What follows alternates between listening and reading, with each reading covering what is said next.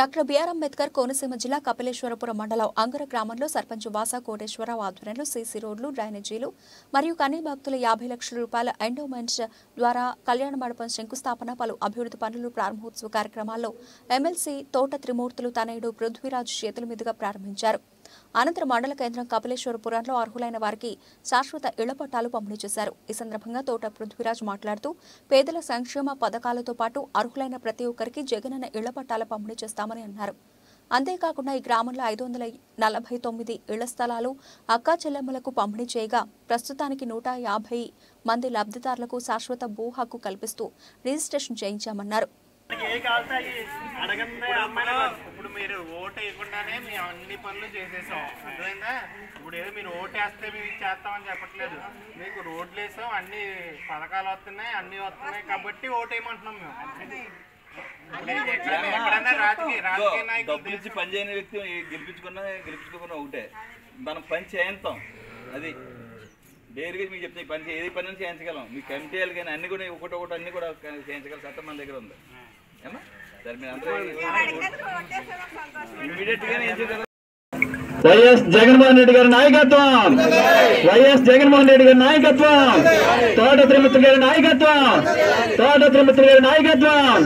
జై తోట, జై తోట, జై తోట, తోట త్రిమూర్తులు గారి నాయకత్వం, తోట త్రిమూర్తులు గారి నాయకత్వం. జై జగన్, జై జగన్, జై జగన్, జై తోట.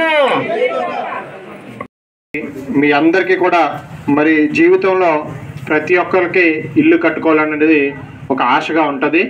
మరి మీ అందరికీ ఆ ఆశని కలగా కాకుండా నిజం చేసేందుకు మరి మన జగన్మోహన్ రెడ్డి గారు దేశంలోనే ఎవరూ చేయలేనటువంటి విధంగా మరి మీ అందరికీ కూడా సుమారుగా 31 లక్షలు ఇల్లులు మరి రాష్ట్రంలో నిరుపేదలకి ఇచ్చిన ఏకైక ముఖ్యమంత్రి ఈ దేశంలో ఎవరన్నా ఉన్నారంటే కేవలం జగన్మోహన్ రెడ్డి గారు అని చెప్పేసి ఈ సందర్భంగా మనం తెలియజేసుకుంటున్నాం.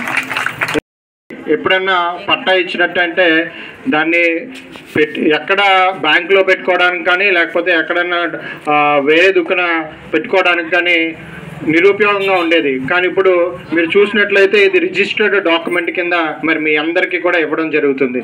కాబట్టి మీరందరూ కూడా ఒక్కసారి మరి ఇవన్నీ కార్యక్రమాలు ఇందాక చాలామంది పెద్దవాళ్ళు చెప్పడం జరిగింది.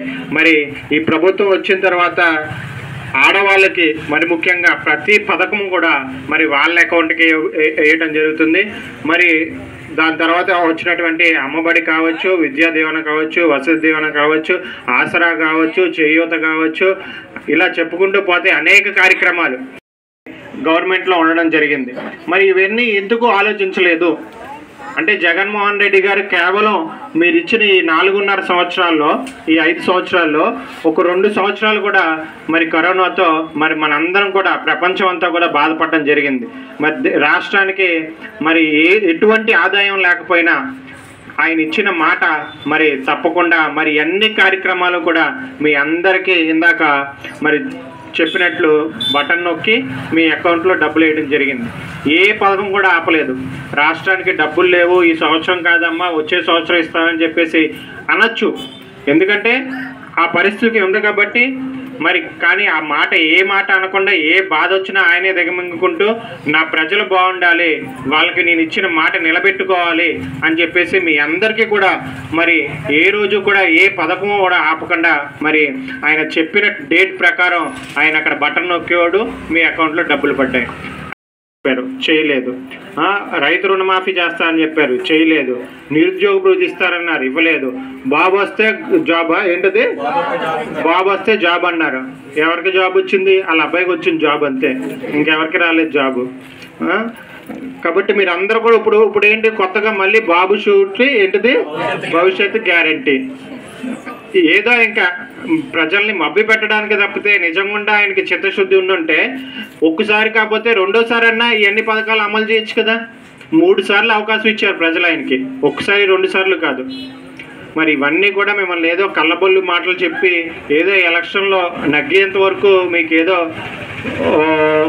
పిచ్చి మాటలు చెప్పి మిమ్మల్ని మభ్య పెట్టడం తప్పితే ఏనాడు కూడా మిమ్మల్ని బాగు చేయాలి, మీకు ఒక ఆసరాగా ఉండాలి మీ అందరికీ అన్న ఆలోచన లేదు. కాబట్టి మీ అందరూ కూడా ఇవన్నీ ఆలోచనలు చేసుకుని మన గ్రామం వరకు వచ్చినట్లయితే మరి మీ అందరికీ కూడా ఇళ్ల పట్టాలు రావడం జరిగింది. మరి మంచి ఎక్కడెక్కడో కాకుండా మీ గ్రామాన్ని దగ్గరలోనే మరి ఈ పట్టాలు ఈ భూమి కొని మరి మీ అందరికీ కూడా ఇళ్ల పట్టాలు ఇవ్వడం జరిగింది. అంతేకాకుండా మరి ఈరోజు మనం 3 వాటర్ ట్యాంకులు శాంక్షన్ చేయించుకోవడం చెప్పట్లేదు. మీరు ఒక్కసారి ఆలోచన చేయండి. మీరు మాకు ఓటు ఇవ్వకపోయినా మేము అన్ని పనులు చేశాం కాబట్టి మేము ఓటు వేయమంటున్నాం. వాళ్ళకి అవకాశం ఇచ్చినా చేయకుండా మళ్ళీ మాకు అవకాశం ఇవ్వండి అని చెప్తున్నారు. కాబట్టి ఈ రెండింటికి తేడాన్ని మీరు ఒక్కసారి గమనించుకుని, కాబట్టి మీరు అందరూ కూడా రానున్నటువంటి ఎన్నికల్లో ఫ్యాన్ గుర్తు మీద ఓటు వేసి అక్కడ చంద్రబాబు నాయుడు గారికి ఇక్కడ జోగేశ్వరరావుకి బుద్ధి చెప్పే విధంగా అత్యధిక మెజారిటీ మరి మీరు కపిలేశ్వర గ్రామం నుంచి ఇస్తారని చెప్పేసి నేను మనస్ఫూర్తిగా కోరుకుంటూ సెలవు తీసుకుంటున్నాను. Thank you. జై హింద్. గారు ఆయన మహిళా పక్షపాతి 50% రిజర్వేషన్ ఇచ్చి ఇవాళ చాలా చక్కగా చెప్పాడు. ఏదైనా గతంలో చంద్రబాబు నాయుడు గారి పరిపాలనలో ఒకటి ఉండేది, ఏంటది? జన్మభూమి కమిటీలను తర్వాత మీరు లోన్ తీసుకుంటే అది ఎవరి పేరును పడి, వర్కింగ్స్ పేరునో ఏఈ గారి పేరును పడి, వాళ్ళకి దగ్గరికి వెళ్ళి అవును బాబు మాకు డబ్బులు అన్నీ మీరు అడిగేవారు.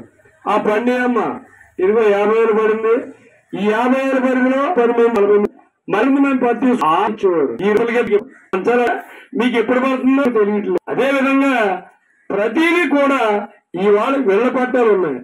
ఇళ్ల పట్ట గతంలో ఇప్పుడు మహిళలందరికీ కూడా చెప్తున్నా, మీ భర్తలు ఉన్నారు కొంతమంది, ఇళ్ల పట్టాలో పట్టుకెళ్ళి తాకట్టు రోజు, ఈ రోజు అదే పట్టాలను పట్టుకెళ్తే ఏమన్నా తాకట్టు పెట్టుకుంటాడా? మహిళ వెళ్ళాలి అక్కడికి, ఆవిడ సంతకం పెడితేనే పెట్టుకోవాలి. అది లేదు కదా అమ్మ. ఒకసారి సైలెంట్ గా ఉండండి అమ్మా. ఇప్పుడు ఒక పట్టా అనేది మీకు ఎందుకు ఇచ్చాడు? అది మీ ద్వారా.